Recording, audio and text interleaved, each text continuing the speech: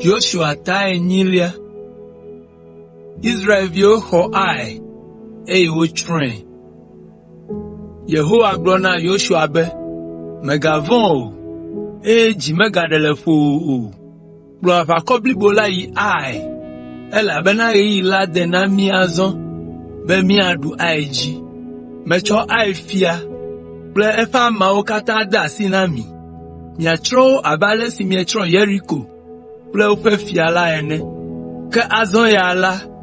Miaten acho ofe nuo. Ble ofe nyisi o mi hala. Wazu miato. Na maona de hare duagodo. Ale Joshua jirado hena ava ohude aen. Ble fa vaola wakata. Etia pasrafo nyuito o. Akpebla tondoda les âmes.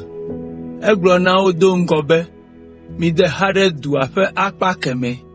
Mi gade megbe. Cho dua ngufun. Mi nong jona oji jeje. Eglona obe. Ne mi afe ava koblibo la hua vade aeto ngula. Aeto adogo ava kpemi. Na ava owo. Abale si owo zigbanto ene. Ekema mi ada asisisime. Wa plomido va sede sime. Wo va vaola kata adogo le duame. Wa globe. Israel vio galesisim abale si o wozigbanto ene. Ekema mi adogo chu afisi mi ede hado. Agere duame. Ela bena Yehowa mi afe maola achwe na mi. Mi tojo dua. Abale si Yehowa do na mi ene. Esi awe nye dodo na mi. Ale o jemo zamame. Yida de hare Bethel. Ple ae fere toro fegome. Lesi me Joshua ple fava ola bubuo. Chi asadala mele Jericho. Esi unkendi kanyala. Joshua yo ava ola o. Wao ple Israel fe amechichi odo ta ae. Joshua ple ava ola si ono engula. Yide du afa gbo gan togbo. Ofu asada anyi de anyi hilofu. Balime aden no asadala. Ble aedula dume. Egla me abe akpe eton ene. De du afe etoro felofu. Le bete ple aedume. Wodo asrafu awode avhaong. Amegede ono du afe anyi helofu. Amemamle ono du afe etoro felofu. Joshua chi balilame. Les amam. Aefia po Israel vioda le bali lagodo. Okpe avaklio le Arab agbeji. Ndikanya. Kemenya befuto de hade duagodo. Joshua plefe Israel vio sito gwegwela. Abede enugbe menyona o ene. Ale aefia degbena efasrafo si o katan. No duamelabe. Wati Israel vio yume. Ale du tavrila o vole duame.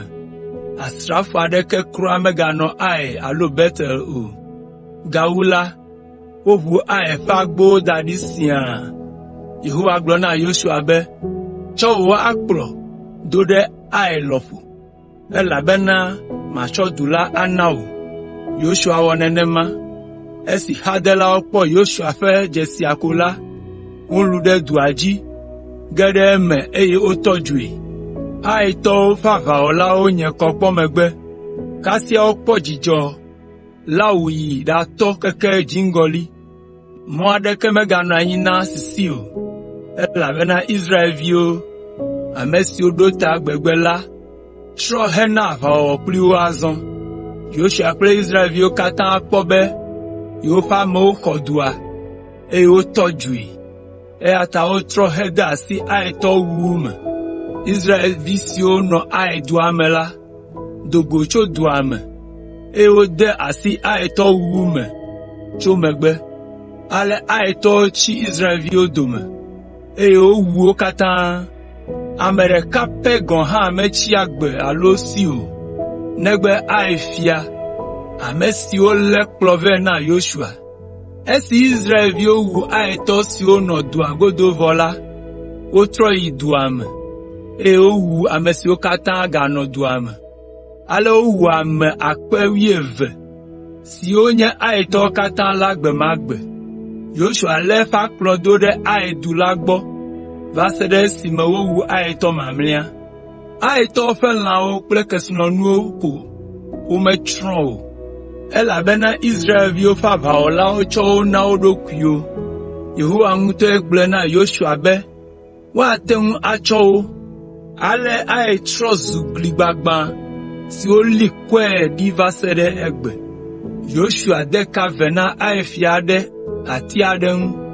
Ke esi ɣe nɔ to ɖom la, eɖe tsɔ ƒu gbe ɖe dua ƒe agbo ŋgɔ. Wofɔ kpe gãwo li kɔ ɖe edzi, kpeawo gali va se ɖe egbe. Wogbugbɔ nubabla la wɔ le Ebal to la gbɔ.